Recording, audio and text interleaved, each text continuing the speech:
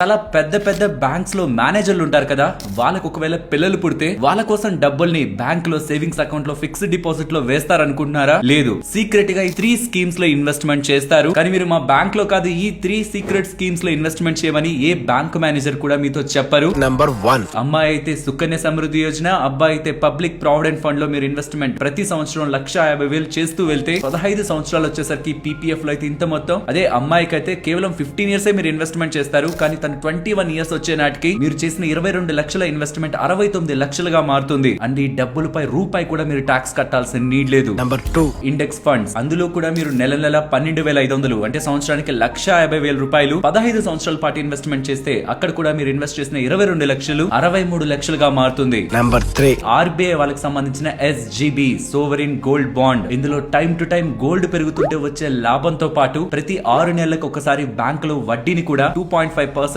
Yearly లెక్కన వేస్తారు. ఇది కూడా ఇందాక అనుకున్న స్టాక్ మార్కెట్ లానే గత సంవత్సరాల్లో రిటర్న్ ని ఇచ్చింది. కాబట్టి పిల్లల కోసం బ్యాంక్ లో డబ్బుల్ని వేయడం బదులు ఈ స్కీమ్స్ అండ్ ఇన్వెస్ట్మెంట్ ఆప్షన్ లో పెట్టుబడి గురించి ఒక్కసారి ఆలోచించండి. వీటిపై పూర్తి వివరాలు కావాలంటే వాటి ఒక పేరు పక్కనే డే ట్రేడర్ తెలుగు అని మీరు యూట్యూబ్ లో సర్చ్ చేస్తే ఇలా మన వీడియో వస్తుంది. అలాగే ఈ 4 స్కీమ్స్ ఒక లింక్స్ మన బ్రాడ్కాస్ట్ ఛానల్లో కూడా ఇస్తున్నాను, తప్పకుండా గమనించండి. అండ్ ఇటువంటి ఇంపార్టెంట్ ఇన్ఫర్మేషన్ ఛానల్లో వస్తూ ఉంటుంది, కాబట్టి మీరు అలా వెళ్లే ముందు ఛానల్ ని సబ్స్క్రైబ్ చేయొచ్చు కదా.